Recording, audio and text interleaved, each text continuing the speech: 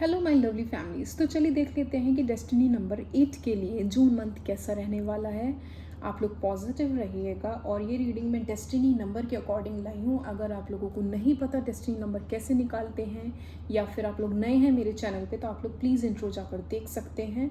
और मैं फर्दर अब रीडिंग को शुरू करती हूँ। मैं 3 कार्ड्स निकालूंगी आप लोगों के लिए, हेल्थ के लिए, प्रोफेशनल के लिए और आपकी पर्सनल लाइफ के लिए, फिर उसे फर्दर क्लैरिफाई करूँगी।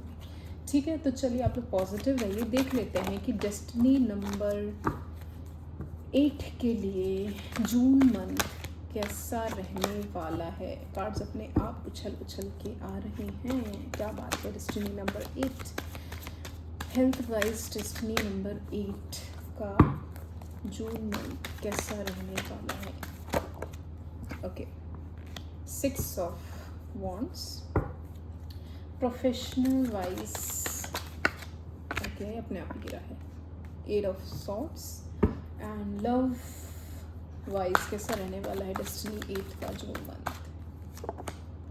Queen of pentacles, nice. Please clarify 6 of wands for her for destiny number 8। 7 of swords. Please clarify 8 of swords. Okay, 3 of swords. This is so amazing कि ये कार्ड मैं shuffle कर रही थी तब भी गिरा था, बट मैंने उसे इग्नोर मार दिया और रख दिया और ये फिर से शफलिंग के टाइम फिर से गिरा। 3 of swords। तो आप कितना भी इग्नोर कर लो, कुछ एनर्जीज जो आपकी चल रही हैं वो तो आती ही हैं। Queen of pentacles is clarified by 5 of wands and bottom of the deck is 9 of pentacles. Okay, so destiny number 8, अगर मैं हेल्थ की आपकी बात करूँ तो हो सकता है कि आप लोग अपने हेल्थ चेकअप के लिए एक सिटी से दूसरे सिटी जाओ।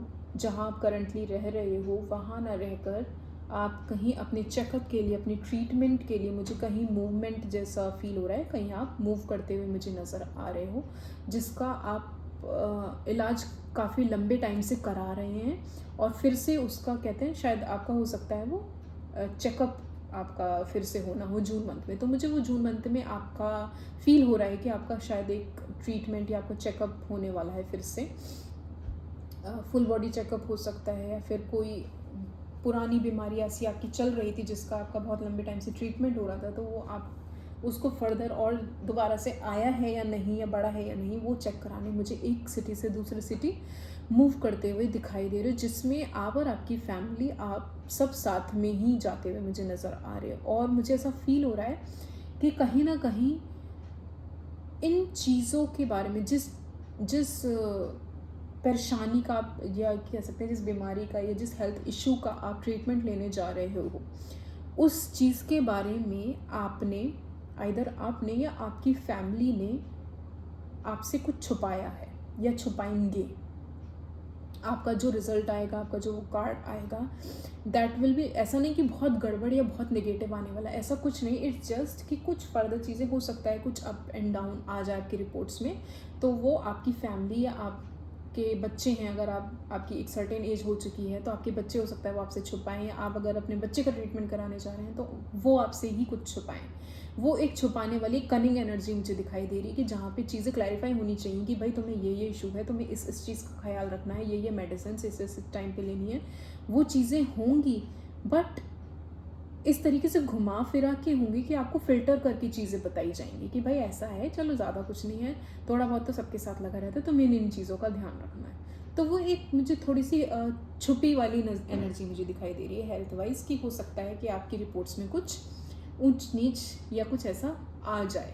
एक हेल्थ चेकअप जब आप कराने जाओ या रिपोर्ट्स में ऐसा कुछ आ सकता है। ठीक है, तो आप लोग थोड़ा सा अपनी हेल्थ का ध्यान रखें और अच्छी डाइट लें और उतना ही लें जितना आप बेयर कर सकते हैं। ठीक है, वहीं अगर मैं आपकी प्रोफेशनल लाइफ की बात करूं तो हो सकता है कि आपको किसी तरीके का धोखा मिले, किसी तरीके का बैक स्टैबिंग हो, किसी तरीके का आपका दिल टूट सकता है। मतलब करियर वाइज मुझे बहुत ही हैवी फील हो रहा है आप लोगों की एनर्जी में कि आप लोगों आपने अभी तक जितनी मेहनत अपने प्रोजेक्ट में, अपने काम में लगाया था, उसका वो रिज़ल्ट आपको नहीं मिलेगा in the month of June. हो सकता है आप लोग किसी पर्टिकुलर प्रोजेक्ट का या किसी भी मीटिंग का या व्हाट्सएवर किसी भी डील का अगर आप लोग इंतज़ार कर रहे थे, प्रमोशन का इंतज़ार कर रहे थे, जॉब का इंतज़ार कर रहे थे या व्हाट्सएवर, वो चीज़ें आपके अकॉर्डिंग होती हुई मुझे नज़र नहीं आ रही है। And you will feel heart broken in the month of June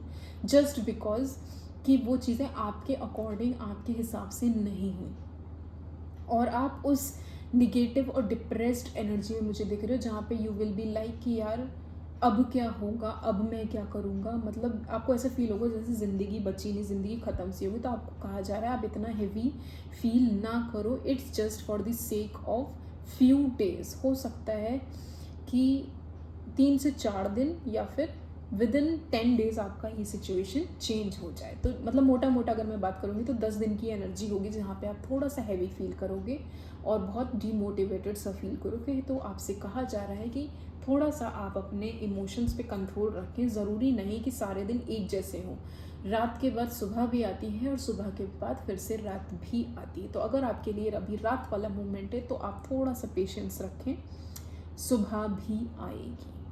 तो अपने दिल को ना छोटा करें, ठीक है। वहीं अगर मैं आपकी लव लाइफ की बात करूं तो हो सकता है कि आप या आपकी मदर आपके लिए कोई एक ऐसा स्टेबल सा रिश्ता लेकर आए, फाइनेंशियली स्टेबल बोलूँगी, कोई ऐसा रिश्ता लेकर आए जो उनकी साइड से हो। मतलब कहते हैं ननिहाल की तरफ से किसी XYZ का बेटा या बेटी हो, उनका रिश्ता वो आपके लिए लेकर आए जो कि बहुत ही ज़्यादा फाइनेंशियली स्टेबल होगा, और वो आपसे इन चीज़ों की विश कर सकती हैं कि ये रिश्ता है, ये इतना फाइनेंशियली स्ट्रॉन्ग है, यहाँ जाओगे तो खुश रहोगे, दिस एंड दैट। तो आपके सामने वो एक तरीके का मुझे ऐसा फील हो रहा है कि एक प्रेशर सा बनाया जा सकता है जहाँ पे आप सेटिस्फाइड नहीं होगे, जहाँ पे आप कन्विंस नहीं होगे, और आपकी हो सकता है उनसे या आपकी फैमिली मेम्बर से कुछ मनमुटाव हो जाए, कोई झगड़ा हो जाए, कोई मिसकम्युनिकेशन हो जाए, मिसअंडरस्टैंडिंग हो जाए, जहाँ पे आप उनसे लड़ने की वाली स्टेज पर आ जाओ कि मुझे नहीं समझ में आ रहा है ये रिश्ता, या मुझे नहीं करना है, मैं किसी और को पसंद करता हूँ या करती हूँ, और फॉर अ टाइम बीइंग मुझे अपने करियर पे ध्यान देना है। मतलब हाँ, आपके पास अगर वो रिश्ता आएगा भी ना तो यू आर लाइक कि भाई मुझे अपने करियर पे ध्यान देना है, अभी मुझे शादी नहीं करनी, मुझे थोड़ा सा टाइम चाहिए। आप थोड़ा सा टाइम मांगोगे उनसे, थोड़ा सा नेग्लेक्ट करोगे, इग्नोर मारोगे उनके लाए हुए रिश्ते को। और कहीं ना कहीं मुझे ऐसा फील हो रहा है कि इन सारी मेहनत में ना आपकी मॉम आपके लिए एक जो रिश्ता लेकर आए वो डेफिनेटली वो रिश्ता है जो आप, मुझे ऐसा फील होता है, जो आप चाह रहे थे। अभी आपको वो समझ में नहीं आ रहा है क्योंकि आपका सारा ध्यान आपके काम पे, क्योंकि आपके काम में आपका लक काम नहीं कर रहा है। अगर इस वे में बोलूँ तो काम में आपका लक काम नहीं कर रहा है, इसलिए आपका सारा ध्यान आपके काम में होगा, जिसकी वजह से आप अपनी मदर के लाए हुए अच्छे स्टेबल और फाइनेंशियल गुड हेल्थ वेल्थ वाले रिश्ते को आप निगलेक्ट कर दोगे जस्ट बिकॉज कि आपका सारा ध्यान अभी सिर्फ अपने करियर और अपने प्रोफेशन पे है। आप यहाँ देखो, आपकी मैनिफेस्टेशन कहीं ना कहीं पूरी हो रही है, आप इन चीज़ों पे ध्यान नहीं दे रहे हो, बट कहीं ना कहीं आपने जो मांगा था ना आपको वही मिल रहा है, यूनिवर्स आपको वही दे रहा है। द लवर्स का कार्ड है, आपका और आपकी पार्टनर का वो रिश्ता इतना स्ट्रॉन्ग होगा। अगर आप लोग सिंगल हैं तो जो रिश्ता आएगा मैं उसकी बात करूँगी, जो लोग ऑलरेडी रिलेशनशिप में हैं तो हो सकता है आप लोग उसी में फर्दर मूव ऑन करें। तो वो रिश्ता आपका इतना पॉजिटिव और हेल्दी और वेल्दी है कि आपको किसी और की ज़रूरत ही नहीं, आपको किसी और के बारे में सोचने की नीड ही नहीं है। तो आपकी मैनिफेस्टेशन कहीं ना कहीं पूरी हो रही है। It's a very positive card, और आपकी विश फुलफिलिंग हो रही है। बहुत ही हेल्दी वेल्दी और बहुत अच्छे बैकग्राउंड से हैं सब कुछ, but you will be in a very confusing state कि अभी भाई, कन्फ्यूजिंग नहीं बोलूँगी मैं, ये बोलूँगी कि आप लोग थोड़ा सा समय मांग रहे हो अपने लिए, क्योंकि आपको थोड़ा सा एक स्टेबिलिटी चाहिए अपने करियर में। तो फॉर अ टाइम बिंग ही होगा ये, आप जिसे थोड़ा सा निगलेक्ट करोगे, otherwise it is very positive and a good energy. चलिए देख लेते हैं कि एंजल्स आपको क्या एडवाइस देना चाहते हैं for the month of June. Destiny number 8 के लिए क्या एडवाइस एडवाइस आती है, आपके लिए एडवाइस है, ask for help from others.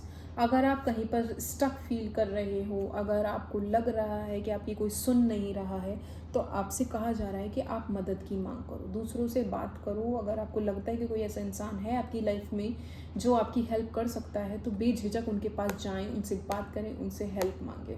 चाहे वो आपके करियर में हो, आपकी स्टकनेस की वजह से हो, चाहे वो आपकी लव लाइफ की वजह से हो, या हेल्थ, या व्हाट्सोएवर। अगर आपको कहीं भी लग रहा है आप स्टक फील कर रहे हो या आपको किसी की मदद की ज़रूरत है, तो आपसे कहा जा रहा है कि आप जाकर मदद मांगे उन लोगों से। और देख लेते हैं रोमांस। सी, मैं बोल रही थी ना कि बहुत ही अच्छी और पॉजिटिव एनर्जी। और ये जो द लवर्स का कार्ड आया था आप लोगों के लिए, सी, एक बहुत ही हेल्दी रिलेशनशिप आप लोग गेन करने वाले हैं in the month of June. बहुत अच्छा रिश्ता आने वाला। अगर आप लोग ऑलरेडी रिलेशनशिप में, तो आपका रिलेशनशिप बहुत ही फ्रूटफुल और बहुत हेल्दी होने वाला है। सब कुछ बहुत पॉजिटिव सा रहने वाला है।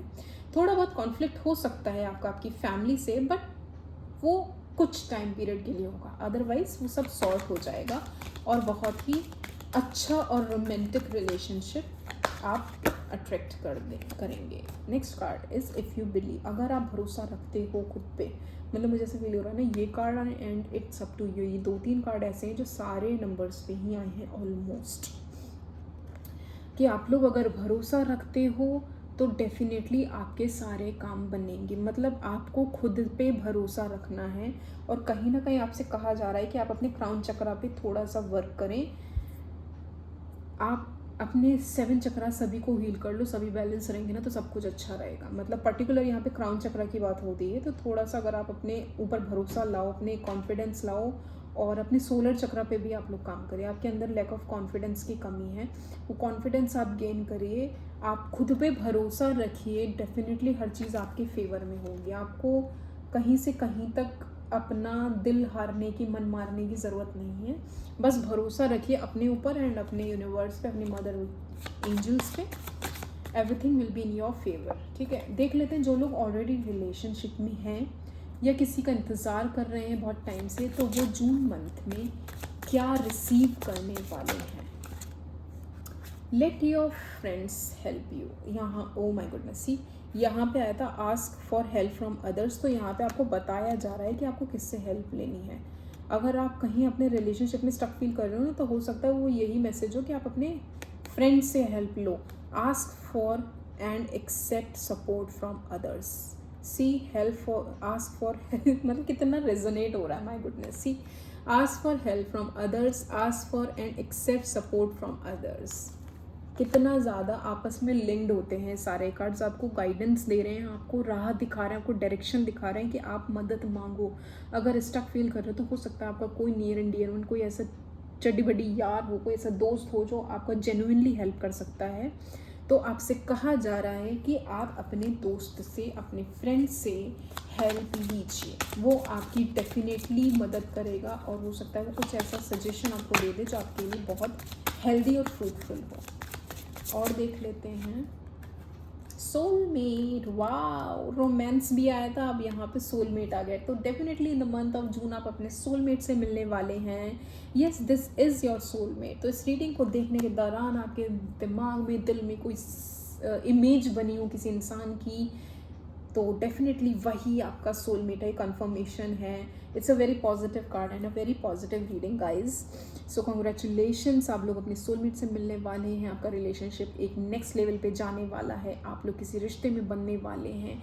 इट्स जस्ट कि किसी से थोड़ी सी हेल्प ले लो, डिस्कशन कर लो, सब कुछ आपके फेवर में होने वाला है। Okay, so this is your reading destiny number 8। अगर आप लोग को पसंद आई हो तो please like, share and subscribe my channel.